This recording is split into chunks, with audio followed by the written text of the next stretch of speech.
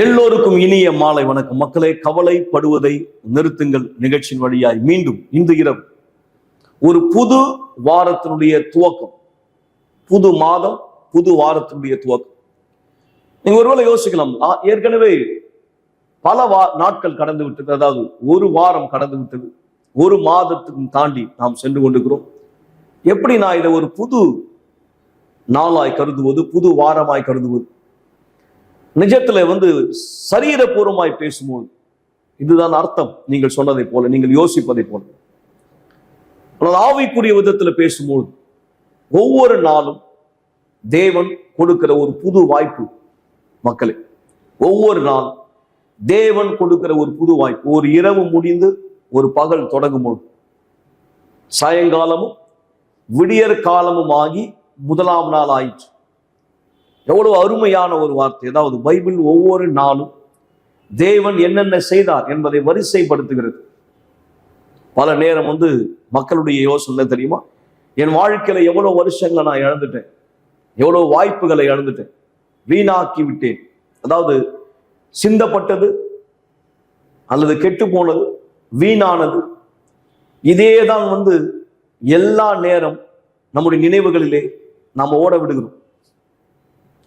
சில தருணங்கள் நீங்க அந்த மாதிரி யோசிக்கலன்னு சொன்னாலும் கூட வேறு யாராவது உங்களை குற்றப்படுத்தும் விதமாய், குறை கூறும் விதமாய், உங்களை மட்டப்படுத்தும் விதமாய், இவ்வளவு வயசாயிடுச்சு, எவ்வளவு நாள், எவ்வளவு வருஷம் நீ வாழ்க்கையில வீணாக்கிட்ட. கண்டிப்பா சில பேர் ஆலோசனையினுடைய பேர்ல இதை பயன்படுத்தலாம். ஆனால் நிஜம் உங்களால கண்டிப்பா புரிந்து கொள்ள முடியும். அது உண்மையாவே ஒரு ஆலோசனையா, புத்திமதியா, அல்லது உண்மையாவே அந்த நபர் உங்களை குற்றப்படுத்துகிறாரா, குறை கூறுகிறாரா, பலவீனம் அடைய செய்கிறாரா? இது நான் மனுஷ ரீதியை சொல்கிறேன். நான் ஆவிக்குரிய விதத்துல பேசும்போது நம்முடைய நினைவுகளிலே 24 மணி நேரம் தூங்க செல்லும் போது கூட, ஓய்வெடுக்கலாம் அப்படின்னு நம்ம தலையணை மேல தலை வைக்கும் போது கூட அசுத்தத்தின் குரல் பலமாய் ஒலிக்கிறது இல்லையா? நீ எவ்வளவு வருஷம் வாழ்க்கையில வீணாக்கிட்டு, எவ்வளவு வாய்ப்புகளை நீ தவற விட்டுட்டு, எவ்வளவு விஷயம் கெட்டு போனதா மாறி இருக்கு.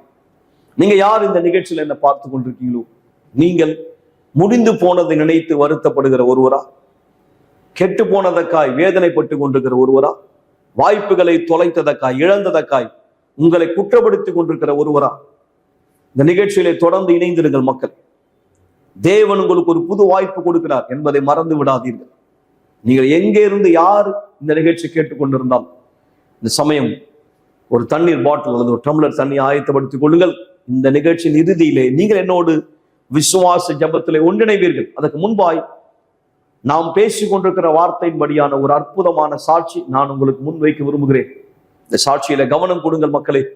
தேவன் தாமே உங்களுக்கு உணர்த்துவார் இந்த இரவு, இந்த நாள் உங்களுக்கான ஒரு புது வாய்ப்பு என்பதை.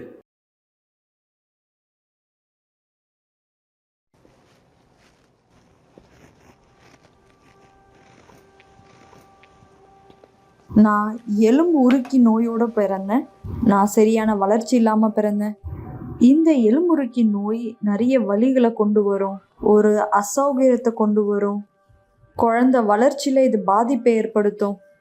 எலும்புகள் ஒன்றா சேர்ந்து வளரத இது தடுக்கக்கூடியதா இருக்கும்.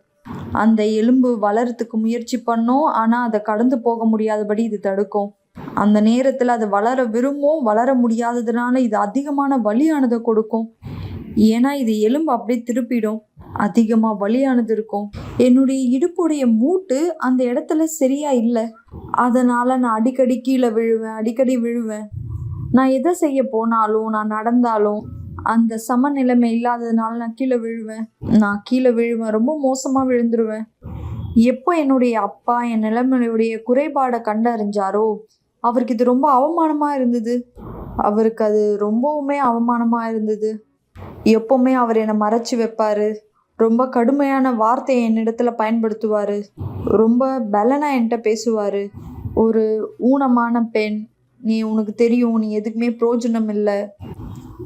என்னை எப்பவுமே பாரபட்சம் பார்ப்பாரு, ரொம்பவும் காயப்படுத்துவாரு. அவர் உங்களுடைய நிலைமையை ஏத்துக்கலையா? இல்லவே இல்லை. ஏன்னா என்னுடைய மற்ற எல்லா சகோதரரும் நல்லா இருந்தாங்க, நான் மட்டும்தான் ரொம்பவுமே வித்தியாசமா இருந்தேன் அவங்கள்ட்ட இருந்து. இந்த நிலைமையில தான் நான் வளர்ந்தேன். இதெல்லாம் நான் கேட்டேன். நான் எல்லாரும் விட்டு ரொம்ப தொலைவில் இருப்பேன். நான் ஸ்கூலுக்கு கூட போக மாட்டேன். ஒரு தடவை தடுப்பூசி போடுறதுக்காக என் சகோதரர்களை கூட்டிகிட்டு போயிருந்தாங்க. அப்போ எங்கள் அம்மா கேட்டாங்க, ஆனா மரியாவை கூட்டிகிட்டு போகிறோமா? அப்போ எங்கள் அப்பா சொன்னார், வேணாம் வேணாம், அங்கே வந்தால் நம்மளுக்கு சங்கடமாக இருக்கும், வேணாம்.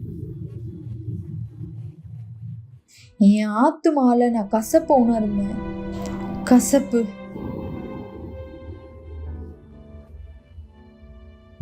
எனக்கு தெரியல நான் ஏன் இந்த விதத்தில் பிறந்தேன். ஏன் இந்த விதத்தில் நான் பிறந்தேன். நான் இந்த விதத்தில் இருக்க விரும்பலை. நான் எல்லாரையும் மாதிரி நார்மலாக இருக்க விரும்புகிறேன்.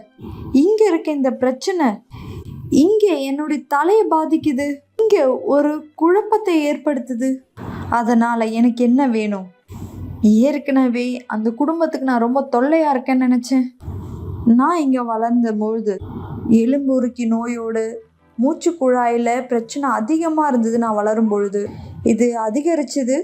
ஒரு நாள் வந்தது, ஒரு மருத்துவர் எங்கள் அப்பா கிட்ட பேரம் பேசினார்.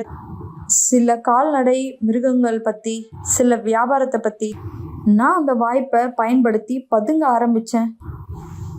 நான் ஒரு ட்ரக்கில் ஏறி என்னை மறைச்சிக்கிட்டேன். அவங்களோடையே நான் அங்கேருந்து போயிட்டேன்.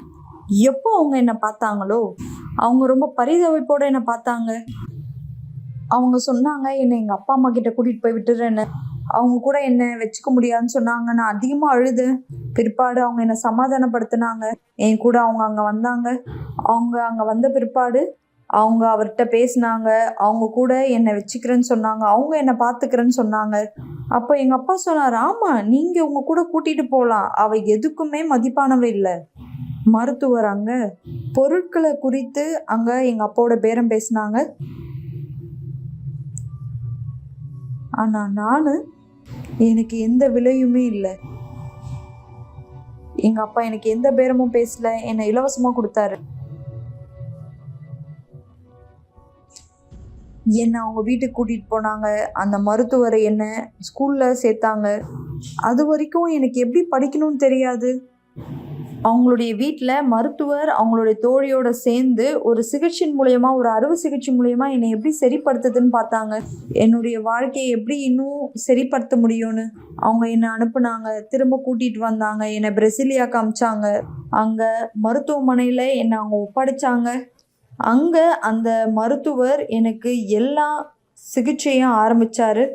2வது அறுவை சிகிச்சையில் அங்கே விஷயங்கள் கொஞ்சம் கடினமாக இருந்தது. ஏன்னா நான் மற்ற நோயாளிகளோட இருந்தேன். அவங்களுக்கு எலும்பு முறிவுடைய இன்ஃபெக்ஷன் இருந்தது. அது என்னையும் தாக்குச்சு. நான் 10 மாதம் மருத்துவமனையில் இருந்தேன். அறுவை சிகிச்சையை கடந்து போனேன். அங்கே இருந்த தொற்றுக்கள் அது ரொம்ப கடினமாக இருந்தது. என்னால் எழுந்துக்க கூட முடியல. என்னால் எங்கேயும் போக முடியல. ஏன்னா எனக்கு எந்த சொந்தக்காரங்களும் அங்கே இல்லை. மறுபடியும் இன்னொரு முறை நான் தனியாக விடப்பட்டேன்.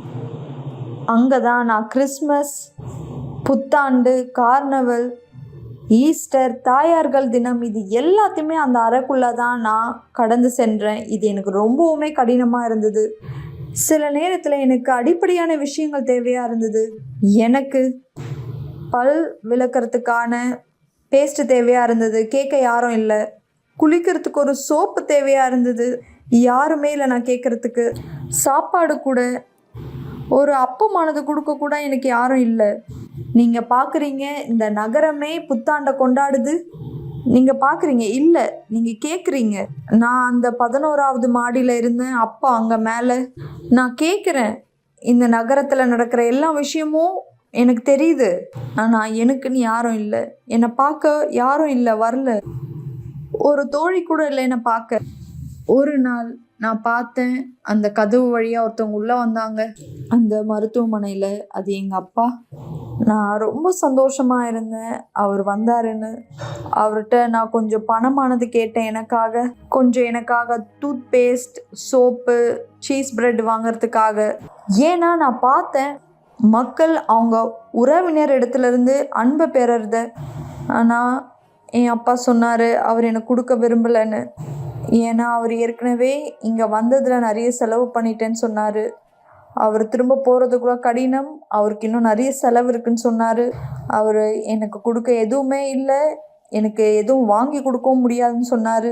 அவர் எதுவுமே வாங்கலை எனக்கு. நீங்கள் எப்படி உணர்றீங்க? ஏற்கனவே நாங்கள் ஒரு இறந்த நபராக தான் இருந்தேன். என்னால் இதை சொல்ல முடியும். என்னுடைய அழுக ரத்தத்தினால இருந்தது. இது ரொம்பவும் வலிக்கக்கூடியதாக இருந்தது. நான் மருத்துவமனையில இருந்து வெளியே வந்தேன். இப்போ நான் எங்கே போகிறது? எனக்கு யாருமே இல்லை. எனக்கு எந்த உறவினரும் இல்லை. ஒரு நபர் எனக்காக இடம் கொடுத்தாங்க. அவங்க எனக்கு உதவி செய்ய தயாராக இருந்தாங்க.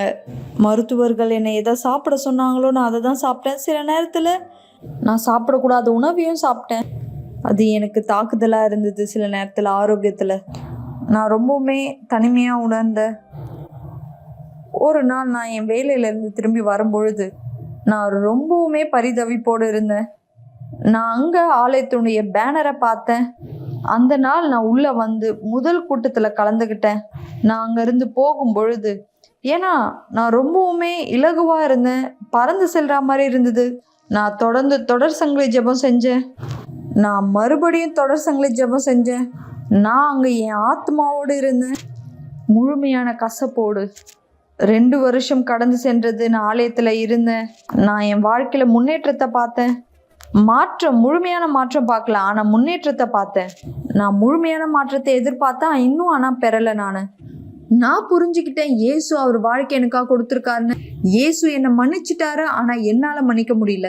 இஸ்ரவேல் சிறப்பு நிகழ்ச்சி வரும்பொழுது தியாகத்தை பற்றி பேசும்பொழுது என்னுடைய பெரிய தியாகம் எங்கள் அப்பாவை நான் மன்னிக்கிறதா இருந்தது. நான் தீர்மானித்தேன் எங்கள் அப்பாவை மன்னிக்கிறதுக்காக. ஆனால் பொருளாதார தியாகம் செய்கிறதுக்கு முன்னாடி வார்த்தையில் சொல்லப்பட்டது போல் உங்களுடைய காணிக்கையை பீடத்தில் வச்சுட்டு உங்களுடைய சகோதரனை போய், நான் என்னுடைய சகோதரன் இடத்துல போல, நான் என்னுடைய அப்பா இடத்துல போனேன். நான் என்னுடைய அப்பா இடத்துல போய் என்னை மன்னிக்கும்படியாக கேட்டேன். நான் இங்கேருந்து பயணமாக சென்றேன். நான் அங்கே போனேன். நான் அவருடைய வீட்டுக்கு போனேன். எங்கள் அம்மா விட்டு அவர் விலகி இருந்தார். நான் சொன்னேன், நான் இங்கே வந்திருக்கேன் உங்கள்கிட்ட மன்னிப்பு கேட்குறதுக்காக. அவர் உடைந்து போனார். அவர் சொன்னார், நான் தான் உன் இடத்துல மன்னிப்பு கேட்கணும். நாங்கள் கட்டி அணைச்சிட்டோம். நான் ரொம்பவும் அழுதேன். பிற்பாடு நான் திரும்பவும் வந்தேன். என்னுடைய பொருளாதார தியாகத்தை நிறைவேற்றினேன். நான் தேவனுக்கு வாக்களித்தபடியே. ஏன்னா என்னுடைய பெரிய தியாகத்தை நான் நிறைவேற்றிட்டேன். இப்போ நான் திரும்ப போய் பொருளாதார தியாகத்தையும் நிறைவேற்றினேன். நான் எப்போ பீடத்து மேலே ஏறினனோ எனக்குள்ளாக ஒரு பெரிய சமாதானமானது இருந்தது. அந்த அளவு அது ரொம்பவுமே பெரியதாக இருந்தது. என்னால் எப்படி அதை விளக்கி சொல்லணும்னு கூட எனக்கு தெரியல. அப்போது பரிசுத்த ஆவியானவர் வந்தார். நான் மறுபடியும் பிறந்தேன். நான் ஆவியினால் பிறந்தேன். நான் தேவனுடைய வார்த்தையினால் பிறந்தேன். நான் அவர் மூலமாக பிறந்தேன். அந்த நேரத்தில் எனக்கு எந்த குறைபாடுமே தெரியல. இந்த உலகத்திலேயே நான் ரொம்ப சிறந்த நபராக உணர்ந்தேன். இன்னைக்கு என்னை பொறுத்த வரைக்கும் மக்கள் என்னை பற்றி என்ன நினைப்பாங்க, என்ன பேசுவாங்க, இது எதுவுமே எனக்கு பெருசு இல்லை. ஏன்னா எனக்கு ஏற்கனவே இருக்குது. எனக்கு என்ன தேவையோ அதை அவர் எனக்கு கொடுத்துருக்கார். எந்த அளவு அவர் விரும்புகிறாரோ எனக்கு கொடுத்துருக்கார். அவர் விரும்பின மாதிரி எனக்கு கொடுத்துருக்காரு. நம்மளுக்கு ஒரு விஷயம் அதிகமாக தேவைன்னா நம்ம கேட்போம், இது அவருடைய விருப்பமா? அவர் இதை எனக்காக விரும்புகிறாரா? இது நல்லதா? அவர் என்னை சிறந்த விதத்தில் படைச்சிருக்காரு.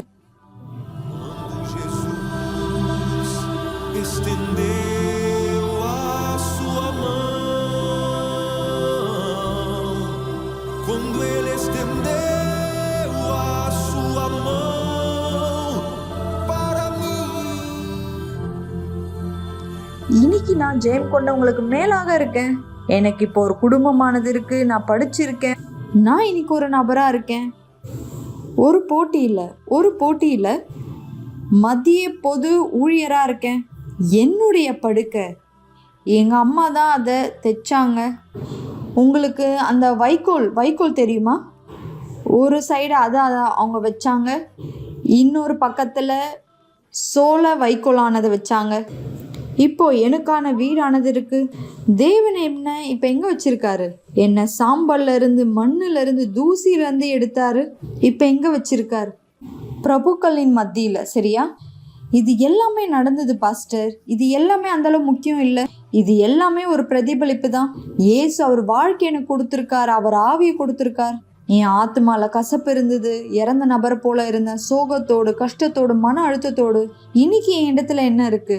என் ஆத்மா சுத்தமா இருக்கு, நான் விடுதலையோடு இருக்கேன், என் ஆத்மா பிரதிபலிப்போடு அவருக்கு இந்த பூமியில நான் ஒரு மகிமையா இருக்கேன்.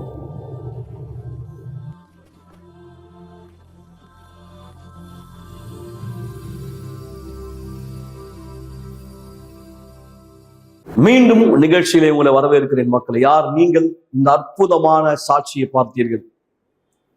நீங்க ஏற்கனவே தீர்மானிக்க முடியும், யூகிக்க முடியும் தேவன் எப்படிப்பட்டவர், அவரால் என்ன செய்ய முடியும், எப்படிப்பட்ட ஒரு வாழ்க்கை நிலையை மாற்றியிருக்கிறார்.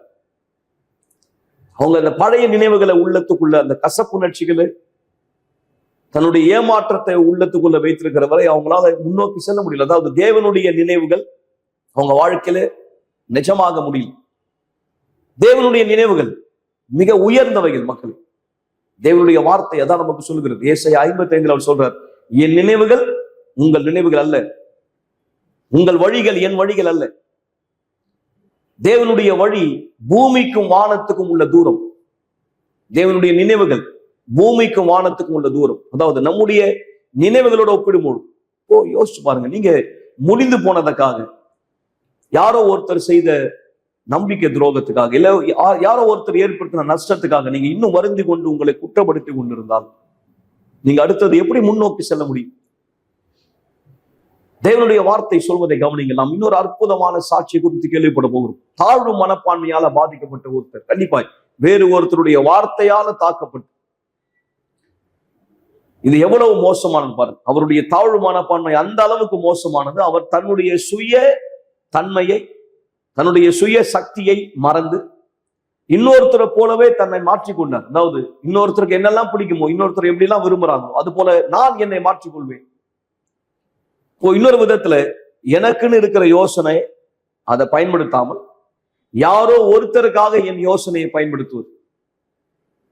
பொருளாதார விதத்துல நீங்க அடிமைத்தனத்துல இருக்கிறதுக்கான முக்கிய காரணம் இது. உங்களுக்காக யோசனையை பயன்படுத்தாம இன்னொருத்தருக்காக நீங்க யோசனையை பயன்படுத்தும் பொழுது நீங்கள் இன்னொருத்தருடைய கீழ் எல்லா நேரம் இருக்க வேண்டும். சரீர வியாதிக்குடைய பாதிப்பு தான். மாத்திரையின் கீழ் தன்னை வைத்து பார்க்கிற ஒருத்தர், சிகிச்சை இருந்தால்தான் நான் வாழ முடியும் என்று தன்னை நினைத்து பார்க்கிற ஒருத்தர், அல்லது இவர் என்னை விட்டு சென்று விட்டால் என் வாழ்க்கை முடிந்து போனது என்று ஒருத்தரை சார்ந்து வாழ்கிற ஒருத்தர். நீங்கள் யார் எந்த சூழ்நிலையில எந்த பிரச்சனையோடு இந்த கவலைப்படுவதை நிறுத்துங்கள். நிகழ்ச்சியை பார்த்து கொண்டு இருக்கிறீர்கள். உங்களுக்கு நான் சொல்லுகிறேன், அதாவது தேவன் தாமே என் மூலமா உங்களுக்கு இந்த வார்த்தையை சொல்லுகிறார். ஏசாயா 43 பாருங்கள், அவர் என்ன சொல்லுகிறார். இதுதான் நீங்கள் செய்ய வேண்டும். இந்த திங்கள் இரவு, இந்த புது வாரம், முதல் வேலை நாள், புது மாதம், தேவன் உங்களுக்கு சொல்வதை கவனிங்கள் மக்களே. 18ஆம் வசனம், முந்தினவைகளை நினைக்க வேண்டாம், நினைக்க வேண்டாம், பூர்வமானவைகளை சிந்திக்க வேண்டாம். இதோ நான் புதிய காரியத்தை செய்கிறேன், இப்பொழுதே அது தோன்றும், நீங்கள் அதை அறியீர்களா? நான் வனாந்தரத்திலே வழியையும் அவாந்தர வெளியிலே ஆறுகளையும் உண்டாக்குவேன். கர்த்தர் யாருக்கு சொல்றார்? உங்களுக்கு. யார் நீங்க முடிந்து போனதையே நினைச்சிட்டு இருக்கீங்களோ இந்த நேரம் முடிவிடுங்கள் மக்கள். மன்னித்து விடுங்கள் அந்த நபரை, மறந்து விடுங்கள் அந்த தோல்வியை. நேற்று நான் முயற்சி எடுத்தேன், நேற்று நடந்ததை கூட மறந்துடுங்க. இன்றைக்கு புது நாள், புது துவக்கம்.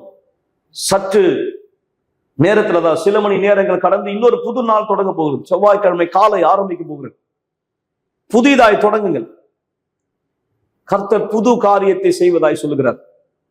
உங்களுக்கு ஒரு ஆலோசனை தேவையானால் மக்களை உடனே இந்த தொலைபேசி எண்ணை குறித்துக் கொள்ளுங்கள், தொடர்பு கொள்ளுங்கள். உங்களுக்கு ஒரு ஊழியர் தயாரா இருப்பார் வழிகாட்டுதலை கொடுக்க. மேலும் நீங்கள் ஆலயத்தின் விலாசங்களை தெரிந்து கொள்ள விரும்பினால் சென்னையிலும் அல்லது மும்பையிலே நீங்கள் வந்து இந்த அற்புதத்தை அனுபவிக்கும்படி, இவர்களுக்கு இது நடந்தது என்றால் தேவன் சொல்லுகிறார் உங்களுக்கும் இது நடைபெற முடியும். ஆனா நீங்க முடிவெடுக்க வேண்டும் மக்களை. முந்தினவைகளை நினைக்க வேண்டாம். உங்க மனசுக்குள்ள இருந்த அந்த தோல்வியான எண்ணத்தை, தாழ்வு மனப்பான்மை, குற்ற உணர்ச்சியை நீக்கி விடுங்கள். இதோ நான் புதிய காரியத்தை செய்கிறேன், தூரத்தை மறந்து விடாதீர்கள். வானத்துக்கும் பூமிக்கும் உள்ள தூரம் தேவன் வழி, தேவன் நினைவு. உங்கள் நினைவை நீக்கி விடுங்கள், உங்கள் வழிகளை நீக்கி விடுங்கள். அவர் நினைவுல உங்களை கொண்டு வாங்க, அவர் வழியில உங்களை கொண்டு வாங்க. இந்த விசுவாசம் உங்களுக்குள் வர துவங்குமானால் உங்கள் வாழ்க்கை மாற துவங்குகிறது என்ற அர்த்தம். இந்த அற்புதமான சாட்சியை தொடர்ந்து நாம் விசுவாச ஜெபத்தில் ஒன்றிணைய போகிறோம். எனவே உங்களை ஆயத்தப்படுத்திக் கொள்ளுங்கள். தேவன் புது காரியத்தை உங்கள் வாழ்க்கையில செய்வார். ஆலயத்துல கலந்துக்கிட்டேன். நான் செய்யறதுலயே ரொம்ப சிறந்த விஷயம் என்னன்னா வேலை செய்யறது. ஆனா நான் எனக்குள்ளாக புடிச்சு வச்சுக்கிற சில விஷயங்கள்ல நான் நேர்மையானவளா இல்ல. நான் இருளான காரியத்திற்கு உதவி செஞ்சுட்டு இருந்தேன். மன்னிக்க முடியாத தன்மைக்கு நான் என்ன குறித்தே ரொம்ப தாழ்மையா யோசிப்பேன். நான் எப்போதுமே மன அழுத்தத்துல இருப்பேன். நான் யோசிச்சேன் என்னோட ஆவிக்குரிய வாழ்க்கையில என்னால முன்னேறவே முடியாதுன்னு. என்னை பொறுத்த வரைக்கும் அதுதான் என்னோட தொலைக்கப்பட்ட நேரம். சின்ன வயசுல எனக்கு நல்ல குழந்தை பருவம் இருந்துச்சு. இந்த போட்டோல 3 அல்லது 4 வயசு இருக்கும். நான் பிளாட்ல தான் வளர்ந்தேன். நான் எங்க அம்மா என்னோட சகோதரர் கூட வளர்ந்தேன். நாங்க ரொம்ப பணக்காரரும் கிடையாது, அதே போல நாங்க ஏழியானவங்களும் கிடையாது. என் வாழ்க்கையில ஏதாவது குறையானது போல நான் உணர்ந்ததே இல்ல. அப்பாவும் அங்க வருவாரு. அவர் வார இறுதியில வருவாரு. எங்களுக்குன்னு நல்ல நேரம் ஏற்பட்டது. எப்போ நான் பிரைமரி ஸ்கூல் போக ஆரம்பிச்சானோ என்னை கேலி செய்ய ஆரம்பிச்சாங்க. அந்த அனுபவம் எனக்குள்ளாக இருந்தது. நான் நினைக்கிறேன் அதுதான் முதல் தடவை எனக்குள்ளாக தாழ்வு மனப்பான்மை வந்தது. எனக்குள்ள நம்பிக்கை குறைஞ்சது. அந்த தருணம் வரைக்கும். ஏன்னா எங்க அம்மா எப்பவுமே என்னை உற்சாகப்படுத்துவாங்க. எங்க அம்மா எப்பவுமே நல்ல வார்த்தையை சொல்லுவாங்க என்னை உற்சாகப்படுத்துற மாதிரி. அந்த நேரம் தான் அந்த குழந்தைங்க கிட்ட இருந்து நான் வித்தியாசமான வார்த்தைகளை கேட்டேன். அதற்கு பிற்பாடு நான் என்னையே கொஞ்சம் கொஞ்சமா தனிமைப்படுத்த ஆரம்பிச்சுக்கிட்டேன். வெளிப்படையா யார்கிட்டயாவது பேசணும்னா எனக்குள்ளாக தாழ்வு மனப்பான்மை இருந்தது. ரொம்ப சின்ன விஷயத்துக்கு கூட நான் ரொம்ப தாழ்வு மனப்பான்மையா இருந்தேன். ஒரு சின்ன விஷயம், நான் வெளியே போறேன், பஸ்ல போறேன்னா கூட, ஃபேமிலியோட வெளியே போறோம் இல்ல வேற எங்கேயாவது வெளியே போறோம், நான் வெளியே போகும்போது ரொம்ப கூச்சமா உணர்வேன். ஏன்னா அந்த ட்ரெயின்ல எல்லாருமே என்னையே பாக்குறது போல இருக்கும். நான் ரொம்பவே பாதுகாப்பு அற்ற தன்மையில இருந்தேன். இன்னொரு விஷயம், நான் என்னோட செகண்டரி பள்ளிக்கூடத்துக்கு போகும்பொழுது தருணம் நான் என்னோட வாழ்க்கையின் அடிப்படையில எப்படிப்பட்ட ஒரு நபரா இருக்குன்றதையும் மறந்து போயிருந்தேன். என்னுடைய 13வது வயசு பிறந்த நாள் வரும்பொழுதுதான் நான் என்னை பத்தி ஒரு விஷயத்த தெரிஞ்சுக்கிட்டேன். ஆனா அது உண்மை கிடையாது. ஆனா அது எனக்குள்ளாக ஒரு பரிதவிப்பை கொண்டு வந்தது. எனவே அதற்கு பிற்பாடு எனக்குள்ளாக மன்னிக்க முடியாத தன்மை என்னோட இருதயத்துல வளர்ந்துச்சு. பொதுவாவே யாரு மேலேயும் எனக்கு நம்பிக்கை இல்லாத மாதிரி ஆயிடுச்சு. மற்றவங்க என்ன சொன்னாலும் அது உண்மையாதான் இருக்கும்ன்ற நம்பிக்கை எனக்குள்ளாக இல்லாம போயிடுச்சு. அவங்க ஏதாவது சொல்லும் போது நான் யோசிப்பேன், இதுதான் உண்மையா அவங்க சொல்றாங்களே, இல்லை அவங்களுக்குள்ளாக வேற ஏதாவது யோசிக்கிறாங்களா, இதுதான் நான் எப்பவுமே யோசிப்பேன். அதே போல நான் செகண்டரி ஸ்கூல் போகும்போது சில பேர் என்னை கிண்டல் பண்ணாங்க. அந்த அனுபவம் எனக்குள்ளாக இருந்துச்சு. சில நேரம் வந்துச்சு நான் என்னையே மாத்திக்கிட்டேன். நான் என்னோட வகுப்பறையில என்ன ஒரு ஜோக்கரை போல காட்டிப்பேன். நான் ரொம்ப கிண்டலான விஷயங்கள் எல்லாம் செய்வேன். அந்த டைம்ல டீச்சர் என்ன பார்க்கலன்னா நான் எப்படி இருந்தா மற்றவங்களாம் என்னை பார்த்து சிரிப்பாங்க. நான் எப்படியான ஒரு நபரா இருந்தேன், நான் ஒரு பச்சையந்தியை போல இருந்தேன். சில நண்பர்கள் எப்படி இருக்காங்களோ அவங்க கூட இருக்கும் போது அவங்கள போலவே, சில பேர் எப்படி இருக்காங்களோ அவங்கள மாதிரியே நான் மாறிடுவேன். சில நேரங்கள்ல அவங்க இரும்பும் போது நானும் இரும்புவேன். சில நேரம் அவங்களுக்கு பிடிச்ச மாதிரி ட்ரெஸ் பண்ண ஆரம்பிச்சேன். இப்போ அவங்க எங்கேயாவது வெளியே போறாங்க லண்டன்ல ஒரு இடத்துக்கு அப்படின்னா, இப்ப கேம்ப்டன் அப்படின்ற ஒரு இடத்த போல, அதே போல நானும் அவங்க கூட சேர்ந்து போவேன். நிறைய நான் பார்ட்டிக்கு போனேன் அப்படின்னு சொல்ல முடியாது, ஆனா சில விதமான பார்ட்டிக்கு நான் போயிருக்கேன். அவங்க கூட இருக்கணும் அப்படின்றதுக்காகவே நான் அங்க போக வேண்டியது இருந்தது. இப்படிதான் என்னோட பள்ளி பருவம் இருந்தது. சில விஷயத்துல எனக்குள்ளாக ரொம்ப ஆழமா எனக்குள்ளாக சந்தோஷம் இல்லாத ஒரு நபரா இருந்தேன். அதே போல சில சந்தோஷமான தருணங்களும் இருந்தது. என்னுடைய அம்மா எனக்கு வேதாகமத்தை அறிமுகப்படுத்தி கொடுத்தாங்க. எங்க அம்மா என்ன கேட்டாங்க, நீ ஏன் பைபிள் படிக்க மாட்டேங்கிற? நான் என்ன பண்ண ஆரம்பிச்சேன், பைபிள் படிக்க ஆரம்பிச்சேன். சில வசனங்கள் இருக்கும், அதை நான் அப்படியே ஒரு நாள் முழுக்க படிப்பேன். ஒரு நாள் எங்க அம்மா என்ன யூனிவர்சல் ஆலயத்துக்கு வரும்படியா அழைப்பு கொடுத்தாங்க. ஆலயத்திலேயே இருக்கணும்ன்றது என்னோட நோக்கமானது கிடையாது. ஆனா சில நேரம் வரும், 7 வாரம் ஒரு நோக்கமானது இருந்ததுன்னா அது முடிகிற வரைக்கும் நாங்க இருப்பேன். ஆனா சில வாரங்கள் போகும்போது நான் உண்மையாவே புரிஞ்சுக்கிட்டேன், இல்ல இது எனக்கு உண்மையாவே தேவை. முதல் முறையா எனக்குள்ளாக ஒரு உண்மையான விசுவாசத்தை பார்த்தேன். யூனிவர்சல் ஆலயத்துல நான் கலந்துக்கும் போது நல்ல விஷயம் என்னன்னா, நான் நல்ல வேலை செய்வேன், ஊழியத்துக்கு போவேன், ஆலயத்தை சுத்தம் செய்வேன், மத்தவங்களுக்கு உதவி செய்வேன். ஆனா சில விஷயம் வரும்போது, நான் எனக்காக புடிச்சு வச்சிருக்க சில விஷயங்கள் வரும்போது நான் அதுல நேர்மையானவளா இல்ல. நான் நினைச்சேன் நான் இருளான காரியம், மன்னிக்க முடியாத தன்மை, இதுக்கெல்லாம் நான் உதவி செஞ்சிருக்கேன். என்னுடைய வாழ்க்கையில இதுதான் பின்பாக புடிச்சு வச்சிருந்தது. ஏன்னா அந்த நேரத்துல சொல்லும் போது நான் என் படிப்புல சிறந்தவளா இல்ல. ஞாபகம் இருக்கு, நான் ஒரு போஸ்டிங் வாங்க வேண்டியது இருந்தது. அது 3 வருஷத்துக்கான படிப்பா, நான் அது 5 வருஷமா படிச்சுட்டு இருந்தேன். என்னோட சில ஃப்ரெண்ட்ஸ் இருக்காங்க, அவங்க யூனிவர்சிட்டி போயிட்டாங்க. ஆனா நான் தொடர்ந்து காலேஜ் தான் படிச்சுட்டு இருந்தேன். ஆனா என்ன பொறுத்த வரைக்கும் சில விஷயங்களை நான் முன்னோக்கி போக வேண்டியது ரொம்ப கடினமானதா இருந்தது. அதே போல நான் என்ன படிப்பு படிக்கணும்னு நினைச்சனோ அந்த இடத்துல கூட எனக்கு முன்னேறி போக ரொம்ப கடினமான சூழ்நிலையா இருந்தது. ஆலயத்துல பல வருஷம் இருந்தோம், சில விஷயங்களை நான் முன்னோக்கி போகவே இல்லை. நான் என்னுடைய விடுதலையும் பெற்றுக்கொள்ளல, பரிசுத்தாவையும் பெற்றுக்கொள்ளல. நான் நினைச்சேன் என்னோட வாழ்க்கையில நான் முழுமையா விடுதலை ஆகவே முடியாது, என்னுடைய வாழ்க்கையில இந்த பகுதியில என்னால ஜெயிக்கவே முடியாதுன்னு நினைச்சேன். நானே என்னை பத்தி ரொம்ப தாழ்மையா நினைப்பேன். நான் மன அழுத்தத்துல இருந்தேன். நான் நினைச்சேன் என்னோட ஆவிக்குரிய வாழ்க்கையில என்னால முன்னோக்கி போகவே முடியாதுன்னு. என்னை பொறுத்த வரைக்கும் அதுதான் என்னோட வாழ்க்கையிலேயே மோசமான தருணம். என்னை பொறுத்த வரைக்கும் யூனிவர்சல் ஆலயத்துல கொடுத்த ஒரு செய்தி எனக்கு ரொம்ப முக்கியமானதா இருந்தது. அது என்ன அப்படின்னா, விடாமுயற்சியுடன் போராடணும். அது உங்களோட பண வாழ்க்கையா இருக்கலாம், உங்களோட எதிர்காலமா இருக்கலாம், உங்களோட படிப்பா இருக்கலாம். அது என்னை ஊக்கப்படுத்தியது. என் வாழ்க்கையில எதெல்லாம் எதிர்மறையா இருந்ததோ அதுல இருந்து நான் தாண்டி போக எனக்குள்ளாக ஒரு யோசனை இருந்தது, இந்த மாதிரி விஷயத்துல நான் ஜெயிக்கிறதுக்கு நான் சரியான நபர் இல்லைன்னு. நான் நினைச்சேன் நான் நேர்மையா இருக்கணும், நான் அதை செயல்படுத்தணும்னு. எனக்கு யார் மேலெல்லாம் வெறுப்புணர்ச்சி இருந்ததோ அவங்கள நான் போய் பார்த்தேன். சில பேர்கிட்ட நான் ஃபோன் பண்ணி பேசினேன், சில பேர் நான் நேரில் பார்த்தேன் அவங்க கிட்ட மன்னிப்பு கேட்கறதுக்காக. நான் முடிவெடுத்த தண்ணீர் ஞானஸ்தானம் எடுக்கணும்னு சொல்லி பல விஷயத்த செஞ்சேன். ஆனா அதுல நேர்மையானவளா இருந்தேன். எந்த அளவுக்கு அப்படின்னா, நான் விடுதலையை பெற்றுக்கொண்டேன், பரிசுத்தாவியை பெற்றுக்கொண்டேன். அதன் பிற்பாடு நான் உதவியாளரா எழுப்பப்பட்டேன். நான் பரிசுத்தாவியை பெற்றுக்கொண்டதுனால என்னுடைய மாற்றம் ரொம்ப தெளிவானதா இருக்கு. நான் எப்படிப்பட்ட ஒரு நபரா இருக்கேன்னா, மற்றவங்களோட என்னால பேச முடியாது. நான் ஒரு நம்பிக்கை இல்லாத ஒரு நபரா இருந்தேன். தொடர்ந்து என்னோட தலையை என்னால நிமித்தி வச்சுக்க முடியாது. நான் எப்பவுமே கீழே பார்த்த மாதிரி தான் நடப்பேன். நான் ரொம்பவே மிருதுவான ஒரு பெண்ணா இருந்தேன். எப்படி நான் எந்த விஷயம் நடந்தாலும் சீக்கிரமா அது என்னோட மனதுக்குள்ளாக பதிஞ்சிடும். எது என்ன சந்தோஷப்படுத்தலையோ சீக்கிரமா அந்த விஷயத்தையும் அந்த நபரையும் நான் மறந்துடுவேன். இப்படிப்பட்ட நபர் இப்போ ஒரு மேனேஜர் போஸ்டிங்ல இருக்கேன். இப்போ எனக்கு கீழே 30 பேர் வேலை செய்யறாங்க. இப்போ எனக்கு முன்னாடி இருந்த லீடர்ஸ் கூட நான் பேசுறேன், நான் மீட்டிங் எடுக்கிறேன். முழுமையா வித்தியாசமா இருக்கு. ஏன்னா முன்னாடி இல்லாத தைரியம் இப்போ எனக்குள்ளாக இருக்கு. என்னோட ஆவிக்குரிய விஷயங்களை நான் சரிப்படுத்தின பிற்பாடு எனக்குள்ளாக இப்போ ஒரு தெளிவான சிந்தனை இருக்கு. இதற்கு பிற்பாடு நான் முக்கியமா ஒரு நோக்கமா இருக்க வேண்டிய ஒரு விஷயம் என்னோட அன்பின் வாழ்க்கை. நான் இப்படியானதா யோசிச்சேன். என்னோட அன்பின் வாழ்க்கையில நான் ஒரு எதிர்கால துணையை தேர்ந்தெடுக்க போறேன்னு நான் அதற்கு தயாரா இருந்தேன். அதன் பிற்பாடு நான் தொடர்ந்து அன்பின் சிகிச்சையில கலந்துக்கிட்டேன். நான் அங்க அவரை கவனித்தேன். அவர் ரொம்ப ஆர்வமானவரா இருந்தாரு. எனக்குள்ள ஒரு எண்ணம் வந்துச்சு, நான் இன்னும் அவரை பத்தி தெரிஞ்சுக்கணும்னு. அதன் பிற்பாடு நான் தொடர்ந்து அன்பின் சிகிச்சையில கலந்துக்கிட்டேன். இன்னும் அதிகமா அவரை பத்தி தெரிஞ்சுக்கிறதுக்காக நான் ரொம்பவே பயத்துல இருந்தேன். ஆனா நான் தொடர்ந்து அவர்கிட்ட பேச முயற்சி செஞ்சேன். அதே போல நான் பேசினேன். அன்பின் சிகிச்சை கூட்டம் முடிஞ்ச உடனே இந்த கேள்வியை அவங்க என்கிட்ட கேட்டாங்க. நம்ம 2 பேருக்கும் ஒத்து போகுன்றதை நீங்க பார்க்க விரும்புறீங்களா? நான் சொன்னேன் ஆமா. பிற்பாடு நேரம் எடுத்துக்கிட்டது. நாங்க தொடர்ந்து அன்பின் சிகிச்சையில கலந்துக்கிட்டோம். ஒருத்தர் புரிஞ்சுக்கிட்டோம். ஒருத்தரை பத்தி ஒருத்தர் அதிகமா தெரிஞ்சுக்கிட்டோம். நம் எண்ணங்களை நாம் சீரமைக்கப்பட்டால் நாம் எங்க இருப்போம் என்பதை பார்க்க நம் எண்ணங்களும் சீரமைக்கப்படும். சீக்கிரத்துல நாங்க வளர்ந்தோம். அது ரொம்ப அவசரமான ஒன்றா இருந்தது. நாங்கள் இயற்கையாகவே ரொம்ப நெருக்கமாயிட்டோம். கொஞ்ச காலம்தான் எங்களுக்கு ஒருத்தர் தெரியும். எல்லா வழியிலுமே முன்னோக்கி போனோம். நாங்கள் 2 பேரும் திருமணம் செஞ்சுக்கிறதுக்காக. இன்னைக்கு என்னோட வாழ்க்கை உண்மையாவே வித்தியாசமானதா இருக்கு. நான் ரொம்ப சந்தோஷமா இருக்கேன். இது ரொம்பவே அழகான விஷயம். எனக்கு திருமணம் ஆகி 10 வருடங்கள் ஆகுது. நாங்க குழந்தை பெற்றுக்கலான்னு முடிவு பண்ணோம். எனவே எங்களுக்கு குழந்தைகள் இருக்கு, எங்களுக்கு வீடு இருக்கு. இன்னைக்கு எங்க அம்மா எங்க அப்பா 2 பேருமே ஆலயத்துக்கு வராங்க. எங்களுடைய வீட்டுல நாங்க எல்லாருமே ஒரே குடும்பமா சேர்ந்து தேவனுடைய ஊழியத்தை செய்யறதுல நான் ரொம்ப சந்தோஷப்படுறேன். நான் தொடர்ந்து என்னோட விசுவாசத்துல முன்னோக்கி போய் தேவனை முதலாவது வச்சிருக்கிறதுனால தேவன் இன்னும் அநேக காரியங்களை என் வாழ்க்கையில செய்ய போறாரு. அதே போல என் குடும்பத்தாருடைய வாழ்க்கையில கூட.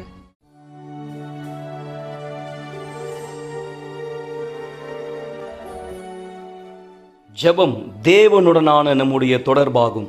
நீங்கள் சாட்சிகளை பார்த்தீர்கள், நீங்கள் வார்த்தையை கேட்டீர்கள். ஆனால் இப்பொழுது தயவு செய்து கண்களை மூடியிருங்கள். ஜெப நேரத்திற்காய் நாம் நம்மை ஆயத்தப்படுத்திக் கொள்ளலாம். நேற்றும் இன்றும் என்றும் மாறாத தேவன், இந்த புது நாளுக்காய் நான் நன்றி செலுத்துகிறேன். புது துவக்கத்துக்காய் இந்த நிமிஷமே இந்த நபருக்கு சக்தி கொடும். இது ஒருவேளை இவருக்கு ஒரு ஒரு ஒரு புதுமையாய் தோன்றலாம். எப்படி நான் இவ்வளவு வருஷ பகையை மறப்பது, இந்த துரோகத்தை மன்னிப்பது? ஆனால் இவருக்கு உணர்த்தும் இதுதான் இவரை பிடித்து வைத்துக் கொண்டுகிறது. உம்முடைய வழிகளில் நினைவுகளையும் ஏற்றுக்கொள்ள கூடாதபடி அல்லது அதில் செல்ல முடியாதபடி தன்னை தானே இவர் குற்றப்படுத்திக் கொண்டு தாழ்வு மனப்பான்மையிலே பாதிக்கப்பட்டவராய், முடிந்து போனதற்காய் அல்லது தோல்வி அடைந்த காரியங்களுக்காய் இவர் தன்னுடைய முயற்சிகளை தடுத்து நிறுத்தி கொண்டிருக்கிறார். தேவனே, இந்த தண்ணீரை பருகுதலின் மூலமா இவர்கள் யார் எந்த சூழ்நிலையிலிருந்து இந்த நிகழ்ச்சியை பார்த்து கொண்டிருக்கிறார்கள், ஜெபத்தை கேட்டு சுவாசிக்கிறார்கள். எல்லா சந்தேகங்கள், குற்ற உணர்ச்சிகள், பலவீனங்கள், ஏன் மனசுக்குள் இருக்கிற அந்த ஆழ்ந்த சோகம், கசப்புணர்ச்சிகள் நீக்கப்படுவதா, சுத்திகரிப்பு ஏற்படட்டும், விடுதலை ஏற்படட்டும். ஒரு புது துவக்கத்தை இவர் இன்றைக்கு தீர்மானிக்கட்டும். ஆண்டவராக இயேசுவின் பெயரால் இந்த தண்ணீரை ஆசீர்வதித்து இந்த ஜெபத்தை கேட்கிற ஒவ்வொருத்தர் மீதும் நான் உம்முடைய பலனை, குணமாக்குதலை அறிக்கை செய்கிறேன், விடுதலை அறிக்கை செய்கிறேன். ஆண்டவராக இயேசுவின் பெயராலே ஆமென். ஆசீர்வாதமான தண்ணீரை பருகுங்கள் மக்களே. வார்த்தையை மறந்து விடாதீர்கள். இதுவரை நீங்க எதை பிடித்துக் கொண்டிருந்தீங்களோ தேவையில்லாத முந்தினவைகளை நினைக்க வேண்டாம். பூர்வமானவைகளை சிந்திக்க வேண்டாம். அவருடைய நினைவுகளை, அவர் வழிகளை ஏற்றுக்கொண்டு, இதோ நான் புதிய காரியத்தை செய்கிறேன், நாளைக்கு இல்லை. அவர் சொல்றார், அது இப்பொழுதே தோன்றும். இன்று இரவு நீங்க உறங்க செல்லும் பொழுது எல்லா கவலையை மறந்து உறங்குங்கள் மக்களே. நாளை விடியும் பொழுது அது உங்களுக்கான ஒரு புது விடையலா இருக்கும் என்று விசுவாசம். நாளை இரவு மீண்டும் இதே நிகழ்ச்சியிலே உங்கள் அனைவரையும் நாங்கள் சந்திப்போம். விசேஷமாய் ஞாயிற்றுக்கிழமை காலை 9:30 மணி நம்முடைய சிறப்பு கூட்டத்திலே. தேவன் உங்கள் அனைவரை ஆஸ்வதிப்பாராக.